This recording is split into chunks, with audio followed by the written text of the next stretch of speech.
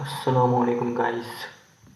पिछले लेक्चर में मैंने आपको कैलकुलेटर के ज़रिए एक्सप्लेन किया था कि किस तरह हम equation linear equation system of linear equation having two variables through calculator solve कर सकते हैं आसानी के साथ। इस लेक्चर में मैं आपको सिखाऊंगा कि किस तरह कैलकुलेटर के ज़रिए हम system of linear equation having 3 variables, पिछले लेक्चर में मैंने 2 वेरिएबल्स का आपको कहा था, इस लेक्चर में 3 variables system of linear equations और हैविंग 3 वेरिएबल्स वो किस तरह करेंगे कैलकुलेटर के ज़रिए वो आपको सिखाऊंगा।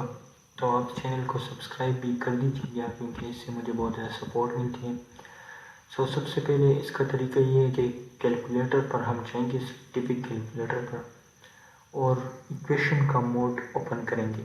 इक्वेशन का मोड ओपन करने के लिए हम मोड पर क्लिक करेंगे और 5 पर हमें EQN दिख रहा है, हम 5 प्रेस करेंगे। इससे हमारे पास इक्वेशन मोड ओपन हो जाएगा, लेकिन ये हमसे पूछेगा कि हम किस टाइप की इक्वेशन को लिख रहे हैं। अगर हम system of linear equation having 2 variables को सॉल्व करना चाहते हैं तो हम पहले 1 पर क्लिक करेंगे। अगर हम system of linear equation having 3 variables को सॉल्व करना चाहते हैं तो हम 2 पर क्लिक करेंगे। तो 2 पर मैं क्लिक करता हूँ। अब 2 पर क्लिक करने से मैं system of linear equation having 3 variables को सॉल्व कर सकता हूँ। सबसे पहले जो वेरिएबल है वो x है, दूसरा वेरिएबल y है, तीसरा वेरिएबल z है। ठीक है।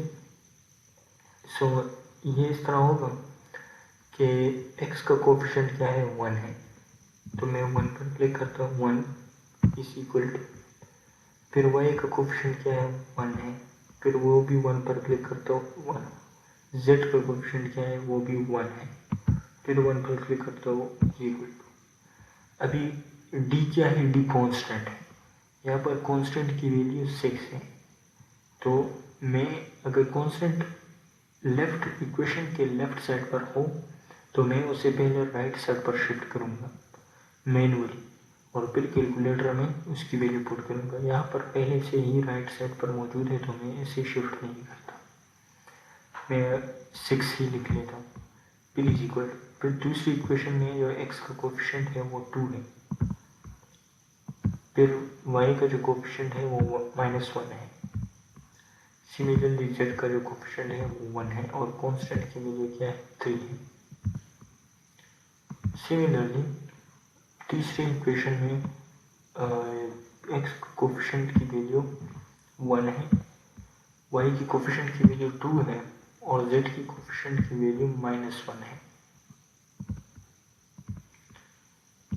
अभी जो कांस्टेंट की वैल्यू है वो 4 है, तो मैं इक्वल टू प्रेस करता हूँ, और उसके बाद जब मैं इक्वल प्रेस करूँगा तो मेरे पास x की वैल्यू आ जाएगी जो 1.57 है, फिर y की वैल्यू आ जाएगी जो 2.28 है, और फिर z की वैल्यू आ जाएगी 50। तो इसी तरह हम सॉल्व कर सकते हैं आसानी के साथ system of linear equations having 3 variables. आसानी के साथ हम साइंटिफिक कैलकुलेटर के जरिए सॉल्व कर सकते हैं। तो इंशाल्लाह आने वाले लेक्चर में हम system of non linear equations having 2 variables, और फिर उसके आगे आने वाले लेक्चर में हम system of non linear equation having 3 variables को कवर करेंगे थ्रू साइंटिफिक कैलकुलेटर।